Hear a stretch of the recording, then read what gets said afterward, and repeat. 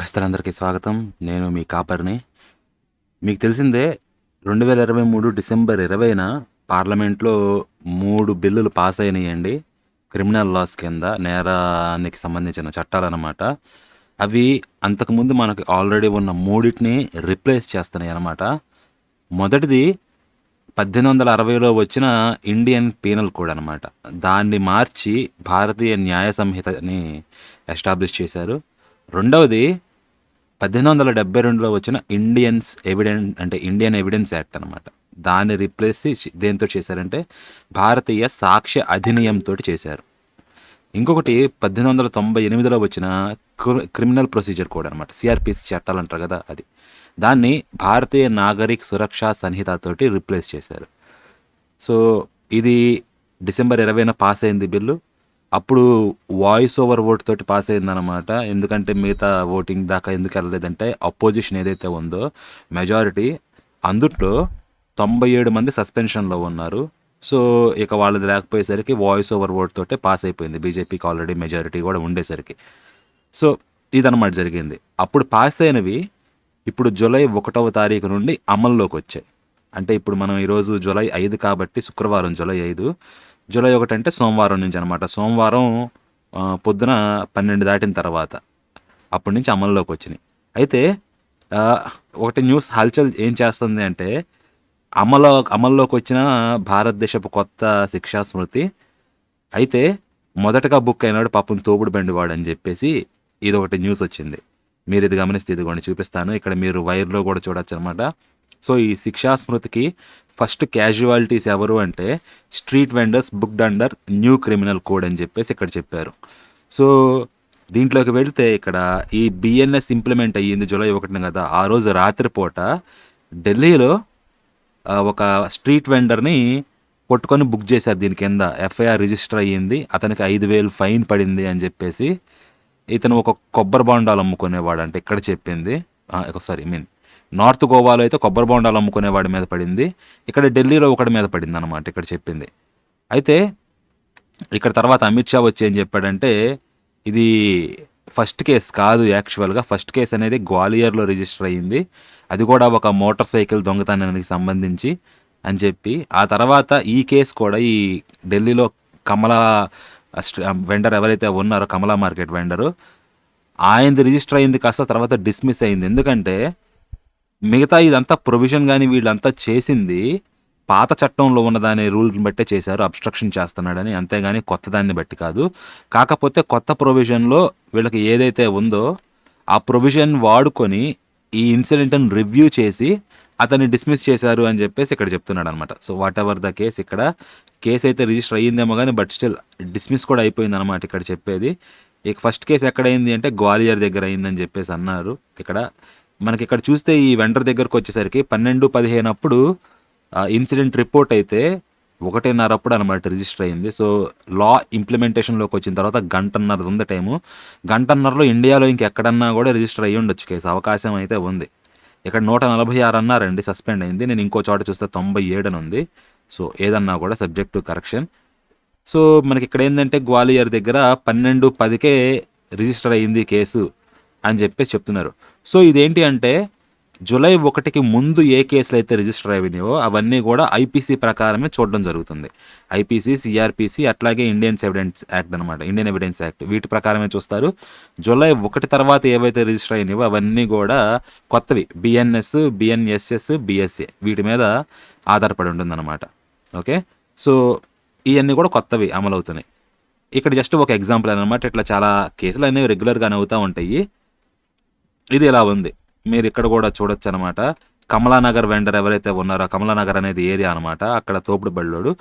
ఆయన ఎందుకు అరెస్ట్ చేశారు అంటే రిజిస్టర్ ఎందుకు చేశారంటే రాత్రిపూట వచ్చి ఈ టైంలో 12 ఆ టైంలో అమ్ముతున్నాడు, పొగాకు వాటర్ అమ్ముతున్నాడంట. పక్కకెళ్ళమన్నా వెళ్ళలేదు, వెనకపోయేసరికి ఇంకా అప్పుడు రిజిస్టర్ చేశారు కేసు అని చెప్పేసి అక్కడ చెప్పారు. ఏదన్నా అవ్వచ్చు కాక తర్వాత డిస్మిస్ అయిందనమాట.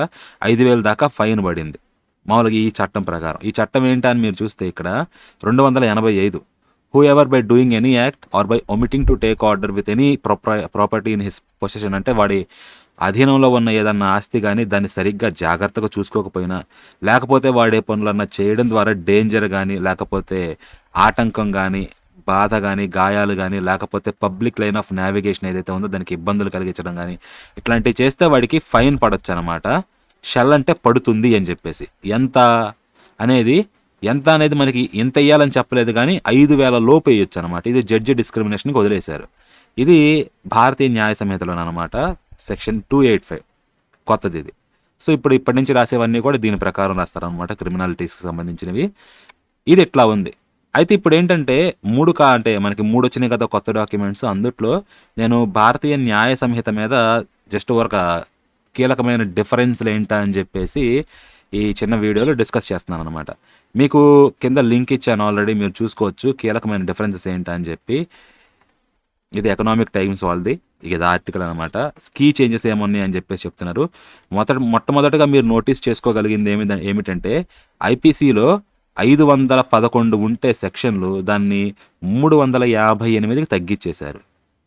ఓకే, అంటే దాదాపుగా 103 సెక్షన్స్ అనమాట. 103 కాదు దాన్ని ఏమంటారు, అంతే 150 సెక్షన్ల డిఫరెన్స్ వచ్చింది.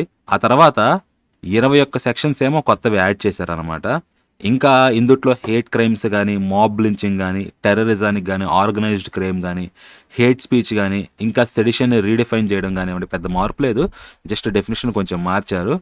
అంటే సెడిషన్ అనేది అంతకుముందు ఎలా ఉంటుందంటే బ్రిటిష్ రాజ్యానికి వ్యతిరేకంగా ఉంటే సెడిషన్ అవుతుంది. ఇప్పుడు రాజ్యానికో లేకపోతే ప్రభుత్వం అని కాకుండా దేశ ఇంటిగ్రిటీ, నేషనల్ ఇంటిగ్రిటీ ఏదైతే ఉందో దీన్ని, దేశ సార్వభౌమత్వాన్ని కానీ, ఏకత్వాన్ని కానీ, వీటిని ఛిద్రం చేసేలా కానీ వాటికి అఫెన్సివ్గా ఉంటే అది ట్రీజన్ అవుతుంది అనమాట. సెడిషన్ అనకుండా ట్రీజన్గా మార్చారు.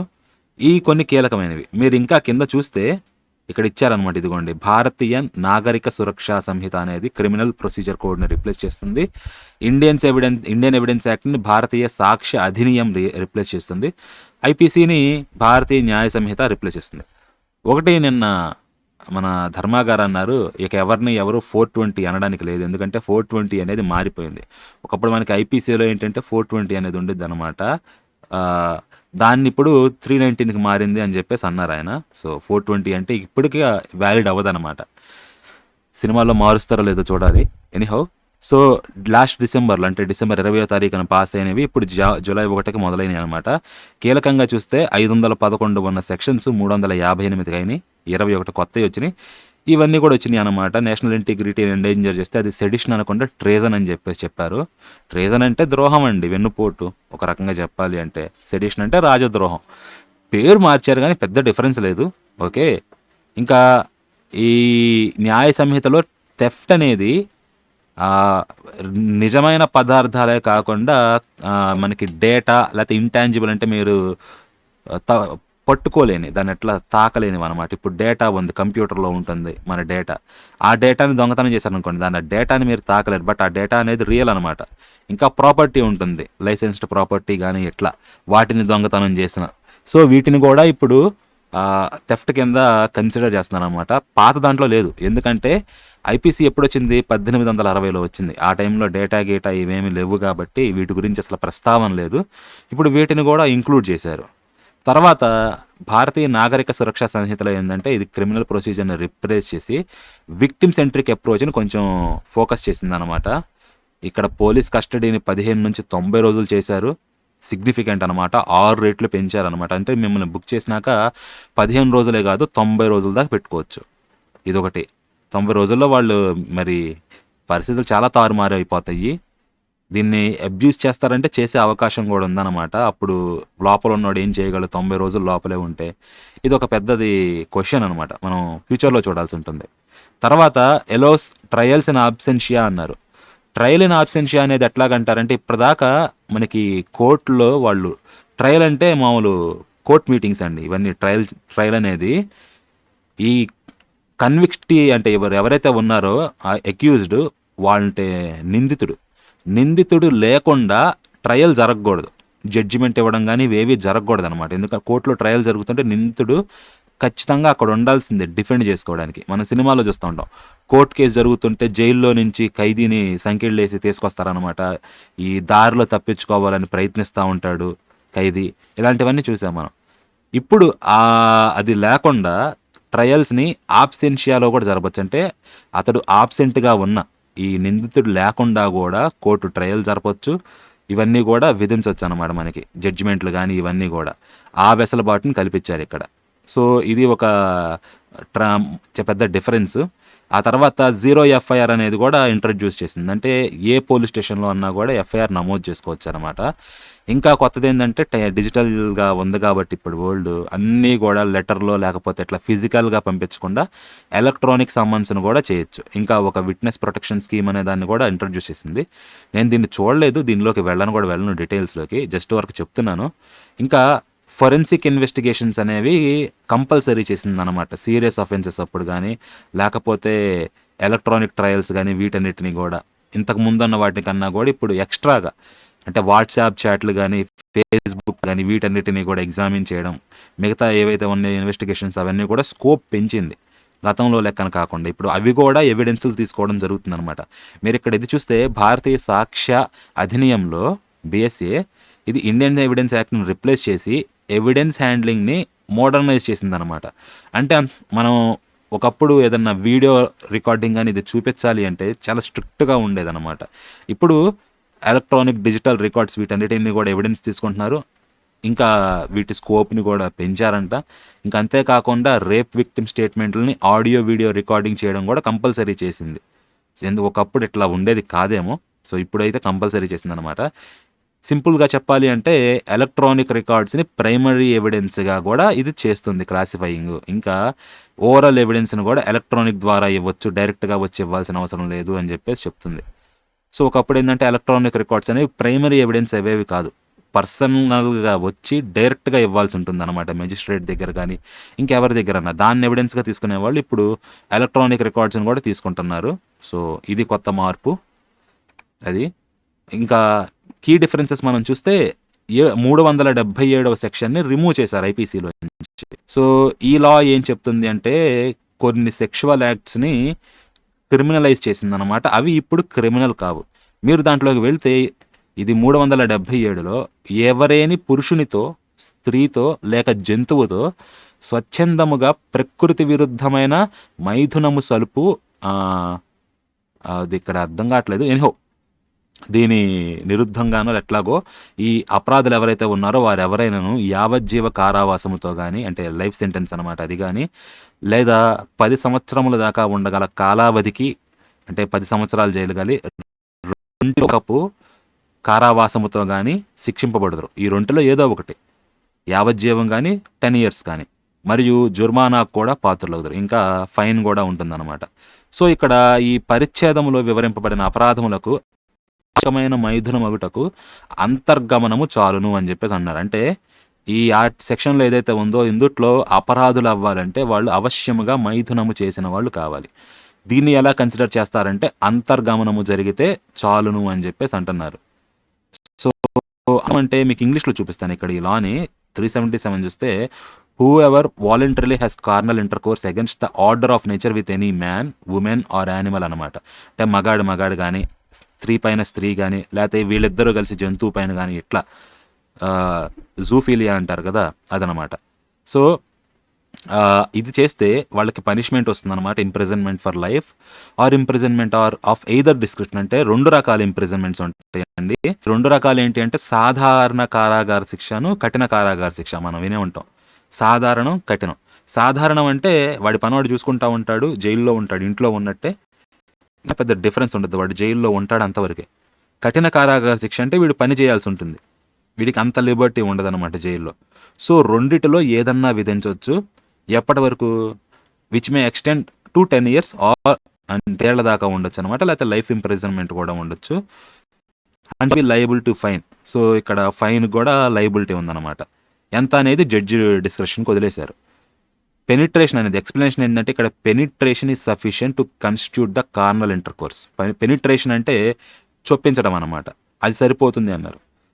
వెల్ అంతకుముందు ఆల్రెడీ నేను ఒక వీడియోలో డిస్కస్ చేశాను. దాని ప్రకారం చూస్తే మనకేమంటారు ఇక్కడ సున్నా అని చెప్పేసి ఒకటి ఉంది మనకి ఇస్లాంలో. అందుట్లో మహమ్మద్ ప్రవక్త ఫార్నికేటర్కి, అంటే దాన్ని ఏమంటారు, అక్రమ సంబంధం పెట్టుకున్న అతనికి శిక్ష వేస్తాడనమాట. అతనే వచ్చి చెప్తాడు, నేను ఇట్లా అక్రమ సంబంధం పెట్టుకున్నాను నా భార్య గాని స్త్రీతోటి అని చెప్పేసి. అప్పుడు ఈయన అడుగుతారు, నువ్వు ఆమెతో సెక్స్ చేసావా అని చెప్పేసి. చేశానంటాడు. ఎలాగా అని చెప్పేసి డిఫరెంట్గా క్వశ్చన్స్ వేస్తాడనమాట. సో పెనిట్రేషన్ అంటే ఇది. ఆయన ఇలాగే చేశానంటాడు. నీకు తెలుసు కదా ఫార్నికేషన్ అంటే అర్థం ఏంటో అని చెప్పేసి. తెలుసు అంటాడు. ఏం కోరుకుంటున్నావంటే, నేను పవిత్రుడు నవ్వాలని కోరుకున్నప్పుడు అతన్ని రాళ్లతోటి కొట్టేస్తారనమాట. ఇది వాళ్ళ చట్టం ప్రకారం బహుశా రాళ్లతోటి కొడితే పవిత్రం అవుతారు. అందుకని చెప్పి మహమ్మద్ ప్రవక్త ఈ శిక్ష వేశాడు. ఇది అంటే ఇట్లా ఉంటుంది. దీన్నే తీసుకొచ్చి మనకి అంటే ఇలాంటిదే ఐపీసీలో కూడా ఇది సరిపోతుంది అని దీన్ని ఒక క్రిమినల్ ఒఫెన్స్ చేశాట ఐపీసీ 377 ప్రకారం. కాకపోతే ఇప్పుడు ఇది క్రిమినల్ కాదు, అంటే మీరు పనిష్మెంట్ ఉండదని చెప్పేసి దీన్ని తీసేశారు. ఓకే, ఇది cognisable non వేలబుల్ trial by magistrate of first class అనమాట ఇది. సో ఇది జరిగింది, దీన్ని తీశారు కాబట్టి ఇప్పుడు కొత్త న్యాయ సంహిత ప్రకారం ఈ 377 అనేది క్రైమ్ కాదు. ఇది నెక్స్ట్ ఆర్గనైజ్డ్ క్రైమ్ని ఇప్పుడు ఇది ఒక స్పెషల్ అఫెన్స్గా కన్సిడర్ చేశారు. అంతకుముందు ఇలా ఉండేది. మాబ్ లించింగ్ అనేది ఒకటి ఉంది. మాబ్ లించింగ్ అనేది ఏంటంటే ఇప్పుడు డెత్ పెనాల్టీ కూడా పడే అవకాశం ఉంది. మాబ్ లించింగ్ని ఎలా కన్సిడర్ చేశారంటే లేకపోతే అంతకన్నా ఎక్కువ వ్యక్తులు కలిసేసి కానీ ఇట్లా చెప్పారనమాట. ఇది మాబ్ లించింగ్ కాదు, అది వేరేది, దాని గురించి తర్వాత చెప్తాను. ఇప్పుడు మొన్న మనకి మహారాష్ట్రలో అనుకుంటే ఇద్దరు సాధువులను అందరూ కలిసి మీదపడి చంపారు కదా, ఇట్లా కానీ లేకపోతే మన బెంగాల్లో జరిగింది కానీ ఒక స్త్రీని ఇద్దరు హిందువులను అమ్మాయినను అబ్బాయిని కలిసి ఒక ఆయన అందరూ రాడ్డు తీసుకొని పటాపటా కొడుతున్నాడు మన చర్చలో. సో దానికి కానీ ఇట్లా మాబ్ లించింగ్ కానీ ఇది చేస్తే దాన్ని ఇప్పుడు డెత్ పెనాల్టీ ఇచ్చే అవకాశం ఉందన్నమాట. ఇంకా టెర్రరిస్ట్ యాక్టివిటీస్ ఏవైతే ఉన్నాయో వాటిని కూడా ఇక్కడ చెప్తున్నారు. సో ఇప్పుడు టెర్రరిస్ట్ యాక్టివిటీస్ ఏవైతే ఉన్నాయో వాటిని సపరేట్గా ఇంకొక కేటగిరీ చేశారనమాట. వాటిని కూడా అఫెన్సెస్గా సపరేట్గా డీల్ చేశారు. అంతకుముందు వేరే వాటితో కలిసిపోయేది. ఇంకా టెర్రరిజం రిలేటెడ్ యాక్ట్స్ని కూడా ఇప్పుడు చేశారనమాట. కొత్త ప్రొవిజన్స్ ఇచ్చారు వీటి కోసం. అంటే ఇప్పుడు టెర్రరిజం బాంబులు పెట్టి పేల్చడమే కాదు, టెర్రరిస్ట్ ఆర్గనైజేషన్లో మీరు ఒక భాగమైన, టెర్రరిస్టులకు ఆశ్రయం కల్పించిన, టెర్రరిజం కోసం మీరు ట్రైనింగ్ తీసుకున్న టెర్రరిస్ట్ కార్యకలాపాలు ఏవైతే ఉన్నాయో వాటికి డబ్బుల్ని మీరు హ్యాండిల్ చేసిన, ఇవ్వడం కాదు, మధ్యవర్తిగా కానీ ఎలాగన్నా మీరు హ్యాండిల్ చేసినా కానీ వీటిని కూడా అఫెన్స్గా అవుతుందన్నమాట. వీటికి కూడా అంతకుముందు అఫెన్స్ అని కాదు కానీ వీటికి సపరేట్ ప్రొవిజన్స్ ఇచ్చారు. సో ఇంకొంచెం డీటెయిల్డ్గా బాగా పట్టుకుంటున్నారు ఈ విషయాల్లో.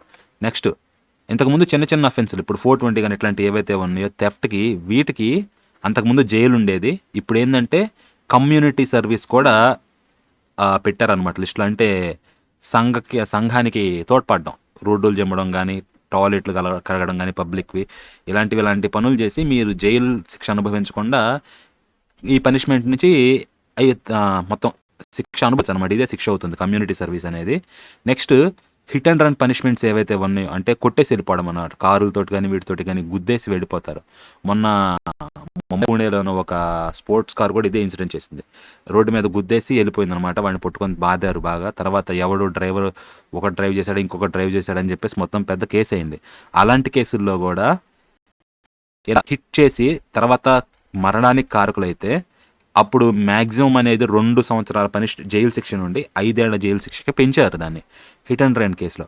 తర్వాత సెడిషన్ని తీసి ట్రీజన్గా మార్చారనమాట. ఇక్కడ ట్రీజన్ అనేది నేషనల్ ఇంటిగ్రిటీని ఎండేంజర్ చేసే యాక్ట్స్ అనమాట. అయితే నేషనల్ ఇంటిగ్రిటీని ఏవి ఎండేంజర్ చేస్తాయి అనేది ఇప్పుడు సో గవర్నమెంట్కి వ్యతిరేకంగా దాన్ని ఏమంటారు నిరసన తెలిపినా కానీ అది నేషనల్ ఇంటిగ్రిటీకి వ్యతిరేకంగా చేసినట్టు అవుతుందా, ఇది మనం చూడాలన్నమాట. లా అయితే ఇది, దీన్ని ఎలా అబ్యూజ్ చేస్తారనేది అది వేరే అంశం అవుతుంది. తర్వాత ఇదిగోండి మామూలు వస్తువులే కాకుండా డిజిటల్ ఐటమ్స్ని కూడా తీసుకుంటే థెఫ్ట్ అవుతుంది. ఓకే, డిజిటల్ ఐటమ్స్ అనమాట. మీ పీసీలో ఉండే ఐటమ్స్, మీ ఫోటోలు కానీ ఏమన్నా తీసుకున్నా అవి కూడా దొంగతనమే అవుతుంది అనమాట ఇప్పుడు. సో ఇది కొత్తది. తర్వాత మెడికల్ నెగ్లిజెన్స్కి అంటే డాక్టర్లు కానీ వీళ్ళు పని చేసేటప్పుడు వాళ్ళ నెగ్లిజెన్స్ ఉందనుకోండి, దానికి కూడా ఇప్పుడు స్పెసిఫిక్ ప్రొవిజన్స్ అనేవి వచ్చినాయి కొత్తగా. తర్వాత ఎకనామిక్ ఆఫెన్సెస్కి ఇప్పుడు సపరేట్గా స్పెషల్గా డిఫైన్ చేశారు. అంటే ఒకప్పుడు లెక్కన ఇప్పుడు కంప్లీట్లీ ఎకనామిక్ ఫ్రాడ్ ఏదైతే ఉందో దాన్ని ఇంకొంచెం కొత్తగా సపరేట్గా డీల్ చేస్తున్నారనమాట. తర్వాత 69 వచ్చేసరికి ఇది it criminalises sexual intercourse under deceitful means. Could face imprisonment of up to 10 years accompanied by fines అన్నారు. సో ఇప్పుడు ఏంటంటే ఈ 69 అనే క్లాజు డిసీట్ఫుల్ మీన్స్ ద్వారా సెక్షువల్ ఇంటర్ కోర్స్ చేస్తే దానికి ఇప్పుడు 10 ఏళ్ల దాకా పనిష్మెంట్ ఇస్తుంది. ఇది అంతకుముందు ఐపీసీలో లేదు, అంటే అంతవరకు.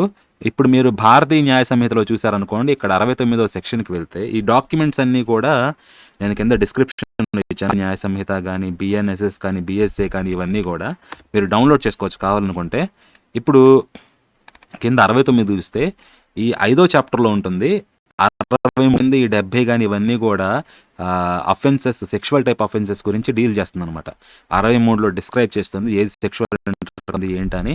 64, 65 ఇవన్నీ కూడా రేప్ అనేవి ఏంటి, ఆ తర్వాత 18 ఏళ్ల కన్నా చిన్న అమ్మాయితోటి చేస్తే ఏమవుతుంది, ఆ తర్వాత 16 ఏళ్ల కన్నా చిన్న అమ్మాయి, 12 ఏళ్ల కన్నా చిన్న అమ్మాయి, ఇట్లా వీళ్ళని రేప్ చేస్తే ఏమవుతుంది అని చెప్పేసి ఆ సెక్షన్లన్నీ డిస్కస్ చేశారనమాట. మీరు డాక్యుమెంట్లో పేజ్ నెంబర్ 25 దగ్గర చూసుకోవచ్చు. పైన ఇక్కడ 25 సేవ్ చేస్తే 69 దగ్గరకు వచ్చేస్తే మనకి whoever by deceitful means or by making promise to marry a woman without any intention of fulfilling the same, అంటే పెళ్లి చేసుకుంటా చేసి అలా చేసుకునే ఉద్దేశం, అంటే పెళ్లి చేసుకునే ఉద్దేశం లేకపోయినా కానీ చేసి ఆమెతోటి సెక్షువల్ ఇంటర్ కోర్స్లో పాల్గొనడం కానీ, లేకపోతే ఇట్లాంటి మనం చేస్తే ఫాల్స్ ప్రామిస్ వల్ల ఇది రేప్ కింద పరిగణింపబడదు. Sexual intercourse not amounting to the offence of rape, ఇది రేప్ అవ్వదు కానీ, but shall be punished with imprisonment of either description, సాధారణ కారాగారం కానీ, కారావాసం కానీ, లేకపోతే కఠిన కారావాసం కానీ, ఏదన్నా అనుకోండి, రెండిట్లో ఏదన్నా 10 ఏళ్ల దాకా ఉండొచ్చు అనమాట. ఫిక్స్ చేయలేదు, ఇది కూడా 1 year పడవచ్చు, 10 పడవచ్చు. ఇది జడ్జి దగ్గర ఉండిపోతుంది. ఇక్కడ లిమిటే చెప్పారు 10 years లోపు అని చెప్పేసి. ఆ తర్వాత ఫైన్ కూడా పడవచ్చు అనమాట. ఇక్కడ డిసీట్ఫుల్ మీన్స్ అనేది ఎక్స్ప్లెనేషన్ ఇచ్చారు ఇందులో. Shall include inducement for or false promise of employment or promotion, ఉద్యోగం ఇస్తానో, ప్రమోషన్ ఇస్తానో, ఇట్లాగే ఏదైనా ప్రేరేపించడం కానీ, లేకపోతే అబద్ధ ప్రమాణాలు చేయడం కానీ, లేకపోతే ఐడిని సప్రెస్ చేసి పెళ్లి చేసుకోవడం కానీ, అంటే రాంగ్ ఐడెంటిటీ చెప్పి ఉన్న ఐడెంటిటీ చెప్పకుండా ఐడెంటిటీని సప్రెస్ చేసి పెళ్లి చేసుకోవడం, ఇలాంటివన్నీ కూడా డిసీట్ఫుల్ మీన్స్ కింద అవుతుంది. బట్ ఆమె విల్కి అగెనెస్ట్గా చేయడం లేదు కాబట్టి ఇది బట్ ఫ్రాడ్ యాంగిల్లో కన్సిడర్ అవుతుంది అనమాట. బాగానే ఉంది కానీ, అయితే మా ఆఫ్టర్ ఎంత మనకి రఫ్గా 160 years తర్వాత ఇది రిఫార్మ్ అవుతుంది. సో ఇక్కడ కూడా స్పెసిఫిక్గా జెండర్ స్పెసిఫిక్గా ఉంచడం అనేది నాకు సాడ్ అనిపిస్తుంది అనమాట. ఎందుకంటే మనం ఇప్పుడు ఈ కాలంలో చూడొచ్చు రకరకాలు అబ్బాయిలు, అమ్మాయిలు కూడా చాలా మంది అబ్బాయిల్ని మోసం చేస్తున్నారు ఈ రోజుల్లో. లవ్ చేస్తున్నామని చెప్పేసి కానీ, అట్లా గిఫ్ట్లు కానీ ఇవన్నీ తీసుకోవడం, ఆ తర్వాత అన్ని రకాలుగా పెట్టుకున్న తర్వాత ఇంకా బెటర్ మ్యాచ్ దొరికింది కదా అని చెప్పేసి అటు పెళ్లి చేసుకుని వెళ్ళిపోవడము, అసలు ఎక్కన సీసాలు తాగడం, ఇది కూడా కామనే అబ్బాయిల్లో కూడా. సో వీళ్ళు కూడా ఇట్లా అబ్బాయిలు కూడా విక్టిమ్స్ ఉన్నారు. అలాంటప్పుడు అది కూడా కదా, మరి దాన్ని ఎందుకు లిస్ట్ చేయలేదు? ఇక్కడ జెండర్ స్పెసిఫిక్గా ఎందుకు ఉంచారు? ఇక్కడ ఏ జెండర్ అయినా కానీ ఫాల్స్ చేసి ఇట్లా రిలేషన్షిప్ పెట్టుకుని ఆ తర్వాత దాంట్లో నుంచి వాకౌట్ అయిపోతే అప్పుడు అది పనిషబుల్ కదా, ఇది ఎవరు చేసినా కూడా. Why only men are punished అనేది ఇక్కడ నాకు ఒక గ్రైప్ అనమాట. దీంతో ఇది జెండర్ బాగుండేది ఎవరికన్నా కూడా. Falls promise is a false promise anyhow, ఎవరు చేసినా కానీ. సో ఇక్కడ 69 అనేది ఓకే, ఏదంటే ఆడవాళ్ళకి న్యాయం జరుగుతుంది, తప్పు పట్టడం లేదు. మగవాళ్ళకి న్యాయం ఏదని నేను అడుగుతాను. సో అది కూడా ఎవరు అడగకపోతే ఎప్పటికీ న్యాయం రాదనమాట. అందుకని జస్ట్ వరకు ఆ పాయింట్ని అక్కడ పడేస్తున్నాను, అఫెండ్ కావద్దు ఎవరు. తర్వాత 69 ఇదనమాట. దీనికి 10 ఏళ్ల వరకు ఫైన్ వస్తుంది, ఇంప్రిజన్మెంట్ వస్తుంది. తర్వాత క్లాజ్ 103 ఇదేం చేస్తుందంటే murder on grounds of race, caste or community as a distinct offence. ఇప్పుడు ఒకప్పుడు ఏంటంటే మర్డర్ ఈజ్ ఎ మర్డర్ అది. కాకపోతే ఇప్పుడు డిఫరెన్స్ ఏంటి అంటే ఈ 103వ క్లాజ్ అనమాట. ఇదిగోండి 103వ క్లాజ్ చూపిస్తాను మీకు. ఇది 34వ పేజీలో ఉంటుంది. 103లోకి వెళ్తే ఫస్ట్ ఇది 103 క్లాజ్లో ఫస్ట్ది ఏంటిది? Who or commits murder shall be punished with death. Section number 103లో ఫస్ట్ది, ఎవరన్నా మర్డర్ చేస్తే వాళ్ళకి మరణ శిక్ష విధించవచ్చు, ఆర్ ఇంప్రిజన్మెంట్ ఫర్ లైఫ్, లేదా యావజ్జీవం విధించవచ్చు. అండ్ షెల్ ఆల్సో అనమాట, వాడికి మళ్ళీ ఫైన్ పడుతుంది. ఓకే, ఇది దీనికి ఎక్స్టెన్షన్ ఏంటి?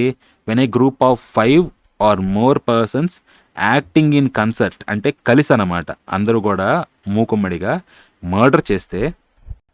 ఇది పైన మర్డర్కి డిఫరెన్స్ ఏంటంటే జాతి ఆధారంగా కానీ, అంటే జాతి పరంగా వీడు మా జాతి కాదు, లేకపోతే వీడు ఆ జాతి అని, సో రేస్ పరంగా టార్గెట్ చేసి కానీ, లేకపోతే క్యాస్ట్ పరంగా కూడా డిస్క్రిమినేట్ చేసి, లేకపోతే కమ్యూనిటీ పరంగా, క్యాస్ట్ అంటే కులము, కమ్యూనిటీ అంటే వర్గం, ఏ వర్గం అని, లేకపోతే సెక్స్ పరంగా వీడు వీడు మగాడు అని చెప్పి ఆడవాళ్ళు చంపిన. యాక్చువల్గా మొన్న ఒక కేసు చూసాం కదా మనం, ఒక ఆమె పెళ్లి చేసుకుంటా అని చెప్పి పెళ్లి చేసుకోవడం లేదని చెప్పి ఆమె డాక్టర్ అనమాట, ఏం చేసిందంటే వాడి అంగాన్ని కోసేసింది. సో ఇలాంటిది. సో ఇక్కడ సెక్స్ అని కాదు, అక్కడ ఏంటంటే రివెంజ్ అనమాట. బట్ స్టిల్ ఇట్లా ఆడవాళ్ళు కూడా ఇట్లా చేశారనుకోండి, ఇది లేకపోతే మగవాళ్ళు ఆడవాళ్ళకి చేస్తే సెక్షువల్గా డిస్క్రిమినేట్ చేస్తే, లేకపోతే ఇప్పుడు ట్రాన్స్జెండర్స్ కానీ వీళ్ళు ఉన్నారు, వీళ్ళ పట్ల వివక్ష చూపించేశారనుకోండి, అది కూడా కిందకు వస్తుంది అనమాట. అది లేకపోతే ప్లేస్ ఆఫ్ బర్త్, వీడు అక్కడ పుట్టినోడు వీడు ఇక్కడ పుట్టినోడు అని చెప్పేసి నార్త్ వాళ్ళు సౌత్ పట్ల వివక్ష చూపించి, సౌత్ వాళ్ళు నార్త్ పట్ల వివక్ష చూపించి ఎలా చేసినా, లేకపోతే లాంగ్వేజ్ పరంగా, లాంగ్వేజ్ అంటే చిన్న చూపు ఉంటుంది బయట. ఇప్పుడు ఎక్కడన్నా కానీ ఇంగ్లీష్ మాట్లాడితే పాష్ అనుకుంటా, రెస్పెక్ట్ లేదు. కొంతమందికి భాష అంటేనే అది రకంగా ఒళ్ళు జలదరిచిద్ది అనమాట.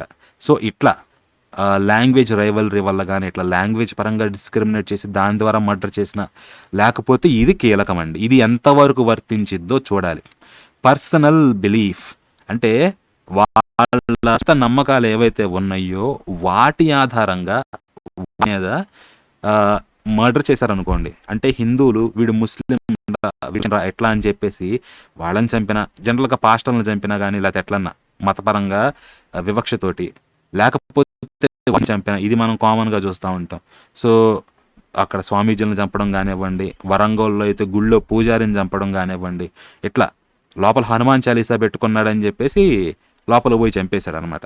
సో ఇట్లాగనమాట వీటి హనుమాన్ చాలీసా కేసులో కొట్టారు, బట్ వరంగల్లో అయితే చంపేశాడు పూజారిని, ముస్లిం.